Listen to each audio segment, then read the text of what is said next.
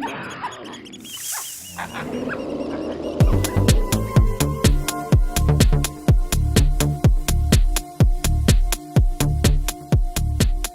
me, the importance of having the Natural History Museum is to get the word out there about scientific research. There's a lot of misconceptions that science is done behind closed doors. It's more important for me to have the word, the new discoveries spread to the general public, and the museum's an excellent front for doing that.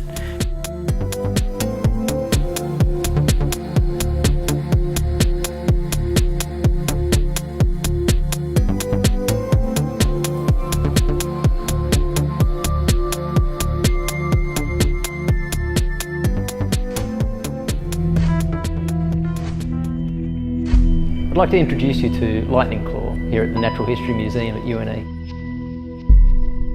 Best discoveries in the world are made in museum basements. Things that have been collected decades earlier and no one's looked at them in any detail, and someone comes along and opens up a drawer that hasn't been opened for 20 odd years and says, hang on, there's something interesting about those bones.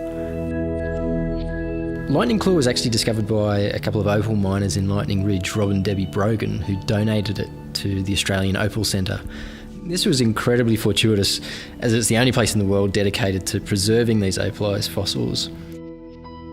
Jenny Bramall and Elizabeth Smith, the two paleontologists at the Australian Opal Centre, ushered me into their showroom to show me this prize display piece, which had sat on display and unstudied ever since. And when I picked up the claw of this animal, I knew we were looking at something very special.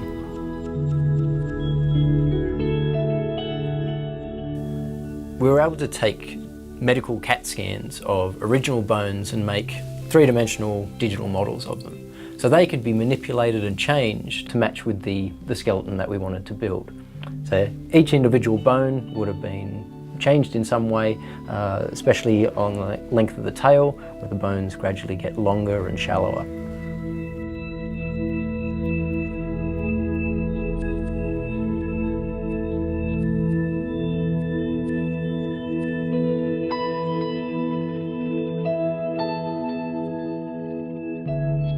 We're standing here with the skeleton of Lightning Claw, which is only based on a handful of bones that we actually found.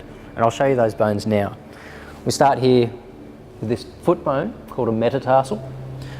We have part of the fibula or shin bone, a number of ribs, the ulna or one of the forearm bones, and then finally the giant killing claw on the hand.